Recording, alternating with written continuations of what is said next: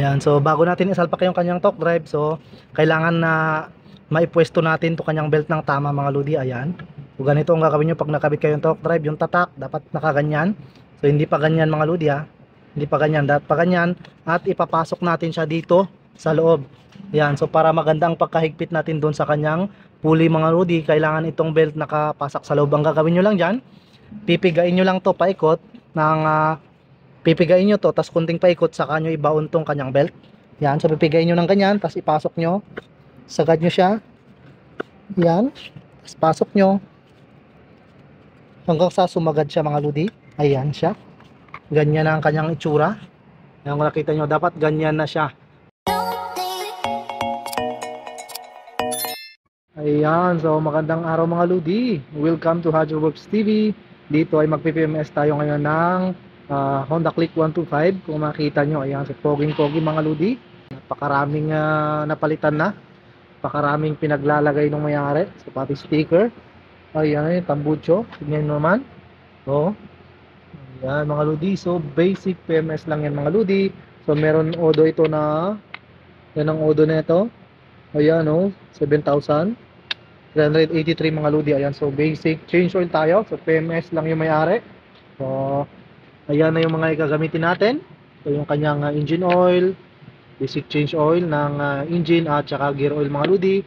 At sa kanyang panggilid din, so PMS din siya. Sa PMS, may dala na kagad slider piece at yung ating flyball mga lodi. So okay pa naman ang takbo nito. So tinesting ko kanina, kahit hindi pa nakitang sira, meron na kaagad pamalit na piyesa mga lodi. Ayan. So bago natin i-drain yung kanyang langes, so tanggalin muna natin itong kanyang crankcase cover at papaanda rin natin. Tingnan natin yung tema ng kanyang belt bago tayo mag-drain ng kanyang engine oil mga lodi. Ayan.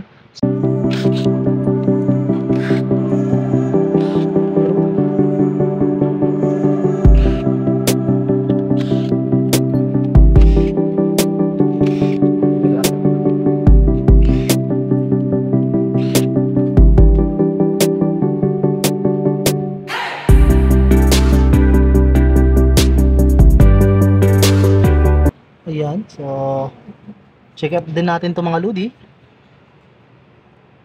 Ayos, okay pa naman yung kanyang bearing dito. Ayan siya.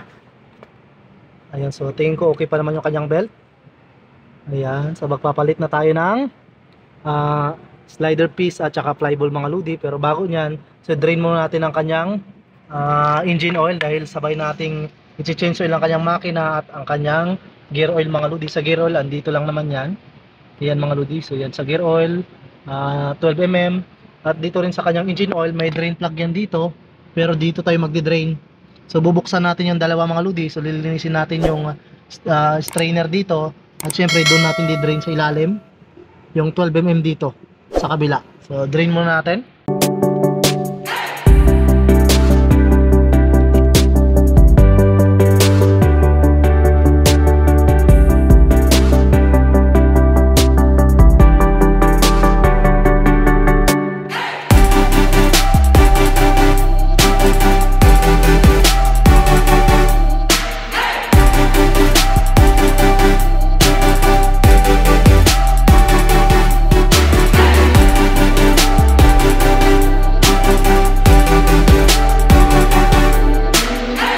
Ayan mga lodi, habang nag-drain yung kanyang gear oil, yung kanyang engine oil, so sabayan nating baklasin ang kanyang flywheel, yung kanyang pulley at yung kanyang torque drive para makita natin kung okay ang kanyang lining, at syempre para mapalitan natin yung kanyang flyball at slider piece mga lodi. Ayan, so tanggalin natin.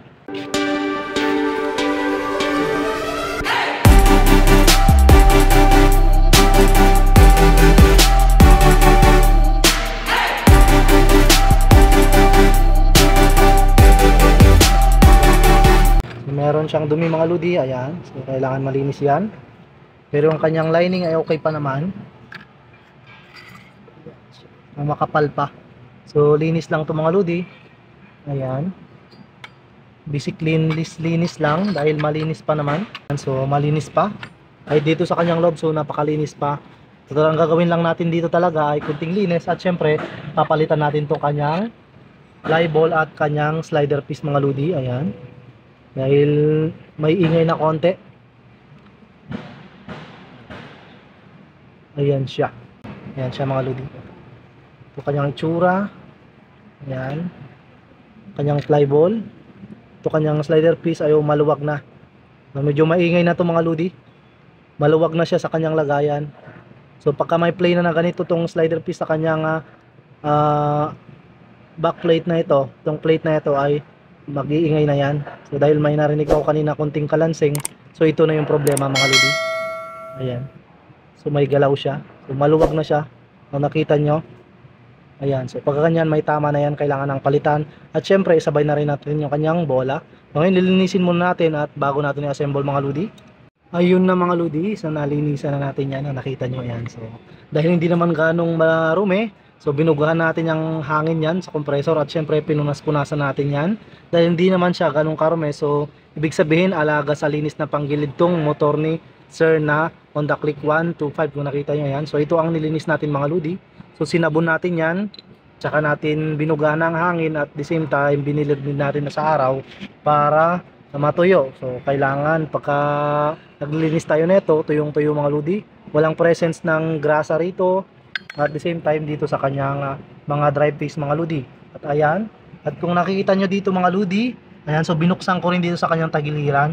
Kung doon kayo nag-drain mga lodi sa kabila, yung 12mm na bolt doon, dapat buksan nyo rin dito sa side na ito para malinisan natin ang ating strainer ng langis mga lodi. Ito na yung kanyang pinaka-filter. Kailangan linisan natin yan. So baklasin nyo rin dito. Pero kung dito na kayo nagbukas, so kahit di na kayo magbukas doon mga lodi, linisan nyo na to kanyang strainer na ito. Linisan nyo ng gas, bugahan yung hangin at patuyuin yung mga lodi para sigurado tayo na walang bumabara sa ating strainer. At syempre, kung nakita nyo dito sa kanyang butas, may butas yan dito sa loob mga lodi. So nakita ko kanina, so pagbukas ko ng drain plug dito sa tagiliran, so na may naiwan pang langis dito sa loob. Kaya ang gagawin nyo, pagka ganyan na may naiwan pa, so pwede nyo itagilid papunta rito sa side na ito, yung ating motor. Huwag lang tutumba mga lodi. So kung kailangan nyo ng alalay, mas maganda alalayan nyo, itulak nyo, itumba nyo siya konti patagilid para tumapon yung naiwang langis dyan sa butas na yan, dahil may naiwan kanina na langis dyan. Ngayon, mag-assemble na tayo mga lodi. So salpak natin yung kanyang panggilid. Ayan, so ikabit natin mga lodi kanyang mga bagong flyball at slider piece dito sa kanyang ramp plate. So ito na yung pinagpalitan. Ngayon ang unahin natin kabit mga lodi ay itong kanyang bushing or ito pinaka-collar niya ito. So ang pagkabit niya na hindi dito ang daan, dito natin papadaanin yan. Yan, nakita nyo, laruin nyo lang. Tapos idiretso nyo lubog hanggang sa lumubog, hanggang sa lumagpas siya dito sa oil seal na ito. Dahil pagka ganyan na yan, pagka may sumama na labi ng oil seal na lumubog, so hindi na yun magiging maganda. Kailangan ilubog natin yan. Ayan, tapos saka natin ibalik. Ayan, pagka binalik natin yan pabalik, okay na yan. So walang sala sa kanyang pinakasil dito mga lodi. So okay na yan. At diretso natin siyang ilubog dito. Kailangan lumubog siya dyan. Ayan siya. At ganyan kanyang itsura. Isunod natin yung kanyang mga flyball mga lodi. Ay, ito pala, unahin natin itong kanyang slider piece. Kabit natin sa kanyang ramp plate or back plate. Ayan, kung nakita nyo, so malinis yan.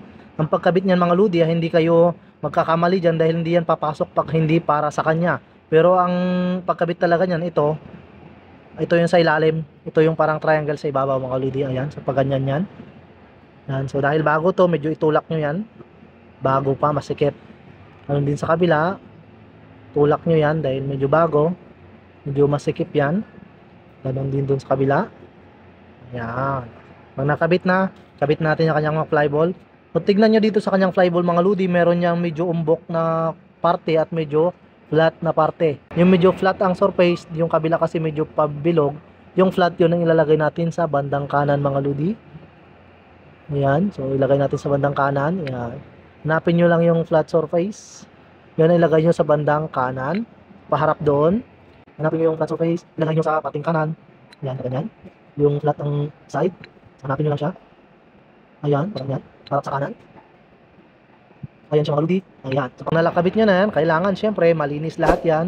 Kailangan walang dumi yan o kahit alikabok na pwedeng kumalso or sumala sa paglaro ng ating bola. Dahil yan, pumupunta yan, gumugulang yan, pupunta doon. Dito. So naglalaro yan ng paganyan. So ngayon, pwede natin salpak to. Ayan. So salpak lang naman yung ganyan. Ayun na mga lodi. Okay na.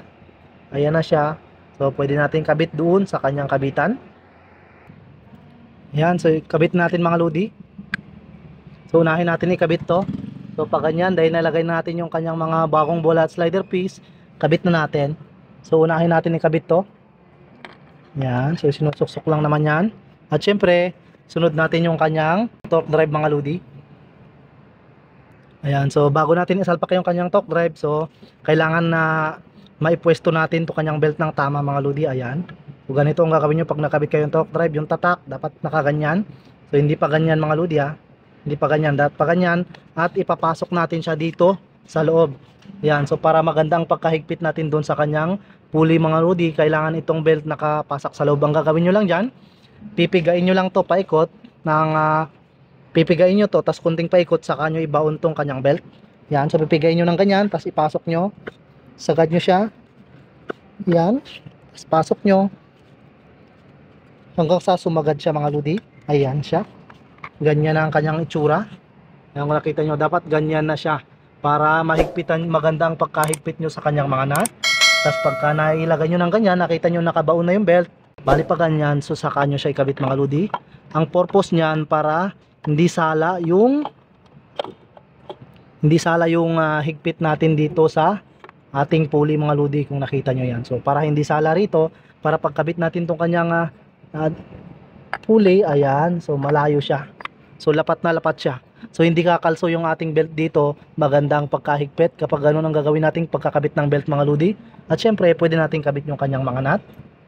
Yan, pero dito sa kanya kay bossing, meron niyang magic washer sa gitna. Yan, so may magic washer siya dyan.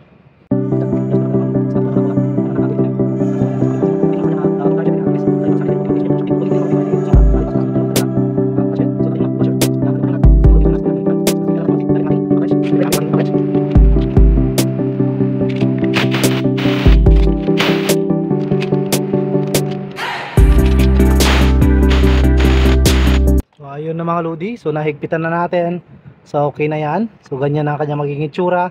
So yan, maluwag pa yan dahil hindi pa umikot, pero pagka umikot na yung makina, so yung ating pulley ay adjust na yan dito, so higpit na yan. So baka kanyo bakit maluwag, ganun talaga mga lodi, dahil binaon natin dito kanina, pero pagka umikot na yan ay okay na yan mga lodi. So ngayon ibalik na natin yung kanyang crankcase cover mga lodi. Ayan, so ikabit natin kanyang crankcase cover. Bago nyo ikabit yan mga lodi, so check upin nyo muna kung hindi nalaglag tong kanyang mga dowel, dahil may dowel yan na dalawa. Kailangan hindi nawawala yan para naka-sentro palagi itong ating crankcase cover. Ayan, nakita nyo, meron dapat yung dalawang dowel na yan bago natin isalpak. Yan, salpak na natin. Ayun na mga lodi, so nahigpitan na natin. So pwede na tayong magbalik ng mga drain plug. At ito, ikabit natin yung drain plug niya dito. So ganito lang posisyon yan mga lodi. Yung ganito ng spring niya, yun ang papasok dito sa ating pinaka drain plug. At yung ating strainer ay paganyan. Sama ito kayo, pwede natin higpitan. Tamang higpitan mga lodi dahil magandang malusin ito ay magandang mabasag. So kaya natin higpitan ng mga lodi, magandang mabasag sa mga sasakit. Kaya dapat naman hindi dahil ang malang ang sasakit. At higpitan nyo, pwede ko higpitan nyo.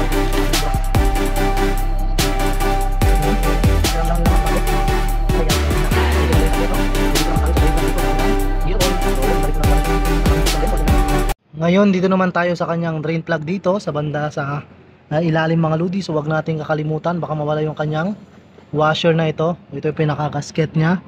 Ikabit lang natin yan. Yan, so dapat nakakamay muna yan mga lodi. So dapat nakakamay muna yan. So wag nyong titirahin kagad ng liabe pa kahit mahigpit. Kailangan nakakamay yan para sigurado na hindi yan nakatagilid. Iwas low thread dahil ang hirap pag na low thread ito. Ayan siya. So tamang higpit. Okay na mga lodi, so pwede na tayong magsali ng langis dito sa kanyang engine. Ayan, so isali natin yung kanyang langis. Ito yung kanyang langis, so RS8. Lagay na lahat, so pwede nating takpan. Ayan, so pagkatapos natin dun sa engine oil, dito naman tayo sa kanyang gear oil mga lodi. So ganito, so meron na siyang pinaka-imbudo, so yun ang butasan natin sa dulo. Butasan lang natin yan sa dulo mga lodi. Ayan.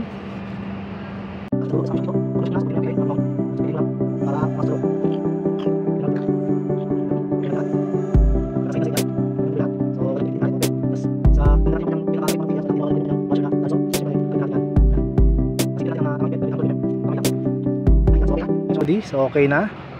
Nahigpitan na natin, so pwede nating paanda rin mga lodi. So ngayon testing natin mga lodi. So pa-start natin. Ayan.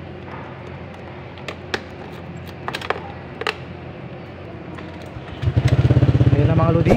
So ayan na, sumaandar na. Ayun na oh. So napakatahimik na mga lodi yung kanyang panggilid. Kaya kanina may makalansing dito. Kahit di pa natin nabubuksan yan. So napansin ko lang. So ito talaga naging problema. Kahit di sinabi ng may-ari, narinig ko yung kanina. Ayan, ito talaga naging problema. Siyempre, revolution natin.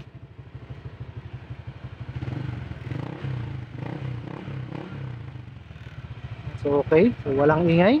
So pwede na tayo mag-test drive mga lodi. Yan. So yun mga lodi. So ganun lang ang pag-change oil at pagpalit ng bola at slider piece ng Honda Click 125 mga lodi. So sana may natutunan kayo sa video natin ngayon. So please paki-follow naman ating Facebook page, Hajid Works and Tutorials, at ang ating YouTube channel, Hajid Works and Tutorials din mga lodi. So salamat sa panonood mga lodi. Sana may natutunan kayo sa simpleng video natin. So tara, test drive na natin.